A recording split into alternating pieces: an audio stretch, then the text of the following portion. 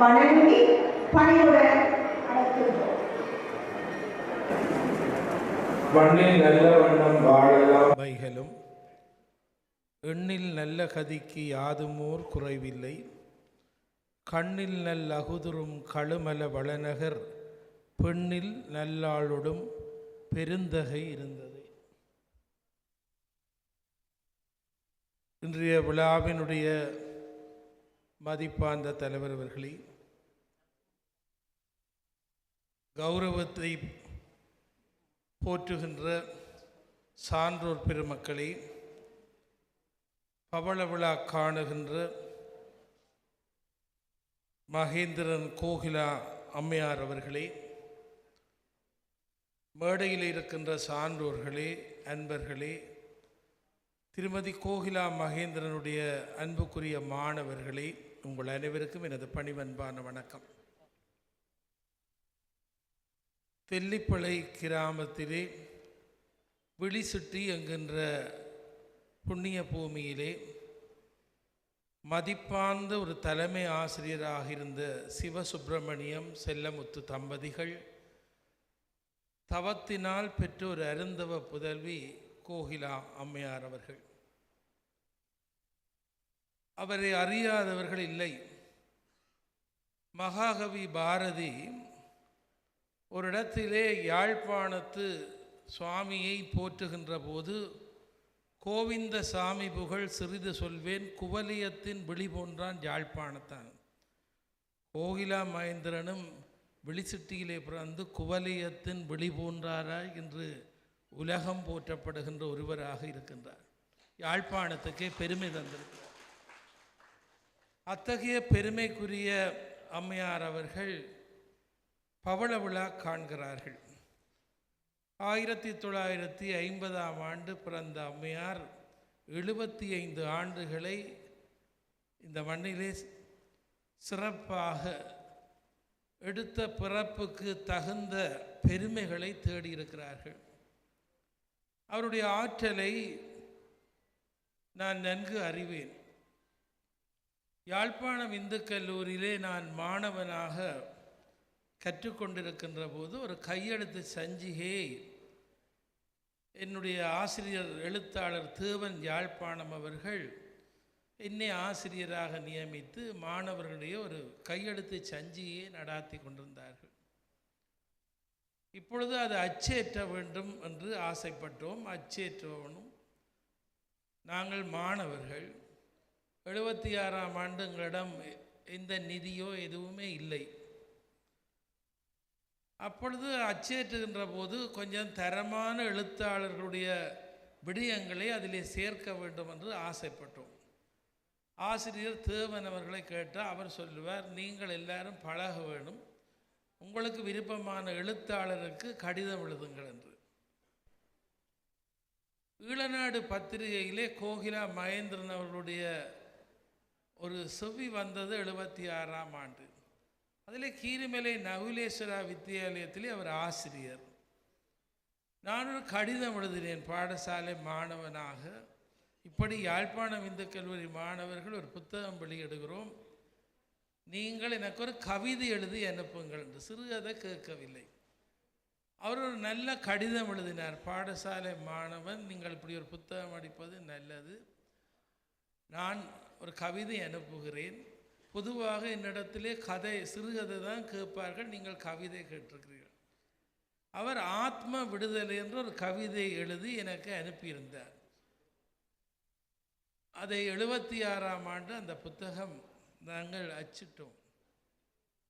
கோகிலா மகேந்திரனோடு அப்படி ஒரு கடிதம் எழுதி அறிமுகமாகி 48 ஆண்டுகள் பூர்த்தியாகிவிட்டது.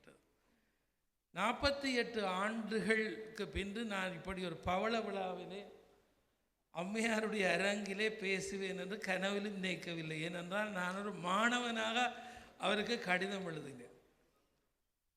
அவர் அந்த மாணவனாக எழுதிய கடிதத்துக்கு மதிப்பளித்து ஒரு என்வலப்பிலே யாழ்ப்பாணம் இந்து கல்லூரி முகவரி போட்டு எனக்கு ஒரு பதில் கடிதம் அனுப்பினார். எங்களுக்கு பெரிய ஆச்சரியம். இன்றைக்கு அம்மையார் அவர்களுடைய சிறப்புகள் நீங்கள் எல்லோரும் அறிந்தது. நல்ல பேச்சாளர், நல்ல எழுத்தாளர், விமர்சகர், நாடக விற்பனர், இந்த நாடறிந்த ஒரு பெண் புலமையாளர், உளவளவாளர், நல்ல ஒரு தாய், நல்ல மனைவி என்று அவர்கள் எல்லா சிறப்பும் பெற்றிருக்கிறார்கள். இந்த 75 வயதை போர்க்காலத்திலே காப்பாற்றுவதே ஒரு பெரிய கஷ்டம். எத்தனை இடப்பெயர்வுகளை அவர் சந்தித்தார் என்பதை அவர் தன்னுடைய எழுத்திலேயே எழுதியிருக்கிறார். நான் எத்தனை வீடு மாறிட்டேன்னு.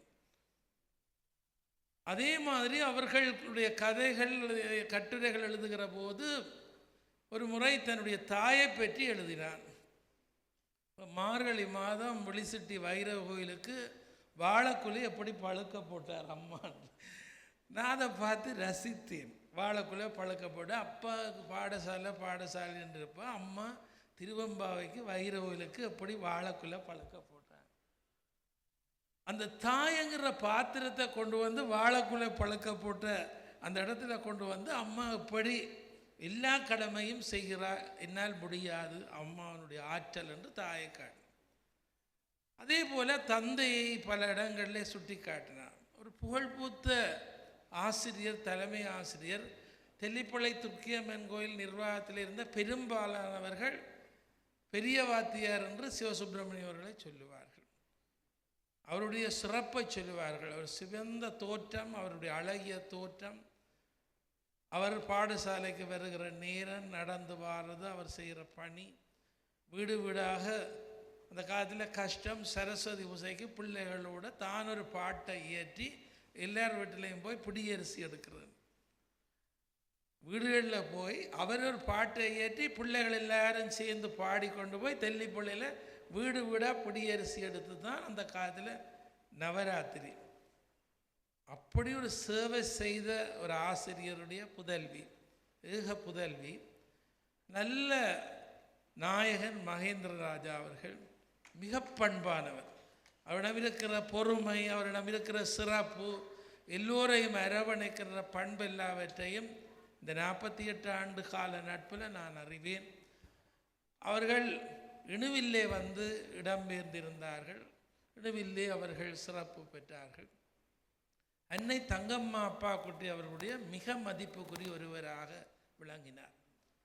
அம்மா அவர்கள் சொல்லுவார்கள், அவருடைய தந்தையார் புராண படிப்பு நகுலேஸ்வரர் கோயிலே, அது ஒரு பரம்பரை ரீதியாக அந்த புராண படிப்பு எல்லாம். கோயிலா மகேந்திரன் இன்னொரு பக்கத்தாலே பெருமைக்குரியவர். அம்மா அவர்கள் கோயிலா மகேந்திரன் அவர்களை மிகவும் மதிப்பார்கள். அந்த மதிப்புக்கு கோகிலா மகேந்திரன் அம்மையாரும் தங்கத் தலைவி என்று அம்மாவனுடைய ஆளுமைகளை வைத்துக்கொண்டு ஒரு புத்தகம் எழுதி அம்மாவுக்கு சமர்ப்பணம் செய்தார். அந்த புத்தகத்தை அம்மா படித்து விட்டு சொன்னார்கள், இப்படி எழுதியிருக்கிறார். எனவே அம்மாவனுடைய பெரும் மதிப்பை பெற்றவரை துர்காதேவி தேவஸ்தானம் அவர்களை கௌரவித்து சிவத்தமிழ் செல்வியினுடைய பிறந்தநாள் அறநிதியம் சிவத்தமிழ் விருது கோகிலா மகேந்திரன் அம்மையாருக்கு வழங்கி நாங்கள் பெருமைப்பட்டோம். இன்றைக்கு இந்த நாடு மட்டுமல்ல, புலம்பெயர் சமூகம் எல்லோரும் அறிந்த ஒரு பெண்மணி. ஒரு நிமிஷமும் வீணாக்குவதில்லை. மகனோடு போய் ஆஸ்திரேலியாவில் இருந்தார். நான் ஆஸ்திரேலியாவிலே தமிழ் வகுப்பு நடக்கிறது, சனி ஞாயிறு தமிழ் பாடசாலை. அங்கே போனால் அங்கே படிப்பிச்சு கொண்டிருக்கிறார். ஒரு நாளும் வீணாக்கவில்லை. இந்த 75 வருஷம் இடப்பெயர்வாக எதுவாக இருந்தார். கொழும்பிலே நாங்கள் கோகிலா மகேந்திரன் அம்மையார் பிரவீனன் தேசிய மட்ட போட்டியிலே பங்கு பெற்றினார். நான் ஒரு பட்டிமன்ற போட்டியிலே என்னுடைய ஸ்கந்தவரோதயா கல்லூரி மாணவர்களை கொண்டு கப்பல்லே போனோம். பிளேன் விழுந்து விட்டது, கப்பல் ஓட்டம் நின்று விட்டது. 40 நாட்கள் கோகிலா மகேந்திரன் அம்மையாரும் மகனும் நானும் கரவெட்டி விக்னேஸ்வரா மாணவர்கள் மாஜனாலேருந்து ஒரு பிள்ளை கொழும்பு விவேகானந்தாவில் தங்கி இருந்தோம். இப்போ நாங்கள் பலதும் பத்தும் காய்ச்சி கொண்டு என்ன நடக்க போனோம். கோகிலா மகேந்திரன் ஏதோ எழுதி கொண்டு இருந்தோம். ஒரு 15 நாளில் சொன்னால் என்னுடைய ஒரு புத்தகத்தை இப்போ கொழும்பில் வெளியிட போகிறோன்னு அதுதான் வேலை செய்து கொண்டிருக்கிறோம். நாங்கள் விவேகானந்தா கோயிலில் காய்ச்சி கொண்டு படம் பார்த்து அப்படி இப்படி. கோகிலா மகேந்திரன் சொன்னால் இது ஒரு நல்ல சந்தர்ப்பம், நான் ஒரு புத்தகம் தயாரிச்சிட்டேன், வெளியிட போகிறேன். அப்போ பண்டிதர் உமாமேஸ்வரனுடைய தலைமையில் கொழும்பில் புத்தக வெளியிடு. அப்போ தான் நான் ஆச்சரியப்பட்டேன். நாங்கள் யாழ்ப்பாணம் போக முடியலை என்று ஒவ்வொரு நாளும் என்னோட 8 மாணவர்கள் சரியான குழப்படி. அவங்களுக்கு பிரச்சனையான நேரம் நாங்கள் கொழும்பில் வச்சு கொண்டிருக்கிறோம். என்ன நடக்க போன்னு பார்க்குற போது கோயிலா மகேந்திரன் அந்த பிரச்சனைக்கையும் ஒரு புத்தகத்தை பிரசவம் செய்தார். அதுதான் அவருடைய திறமை. எனவே ஒரு முன்மாதிரியான ஆற்றலாளர் பவள விழா காணுகிறார். பல்லாண்டு பல்லாண்டு நீங்கள் வாழ வேண்டும். கல்வி என்னும் பல்கடல் பிழைத்தும், செல்வம் என்னும் அல்லலில் பிழைத்தும், நல்குரவென்னும் தொல்விடம் பிழைத்தும், புல்வரம்பாய பலதுறை பிழைத்தும், தெய்வம் என்பதோர் சித்தத்தினால் நீங்கள் இன்னும் சிறப்பாக வாழ வாழ்த்தி விடைபெறுகிறேன். நன்றி. சிறப்பாக நிறைவான ஆசிகளை அள்ளி வழங்கிய கலாநிதி ஆர். திருமுருகன் ஐயா அவர்களுக்கு மிகவும் நன்றி.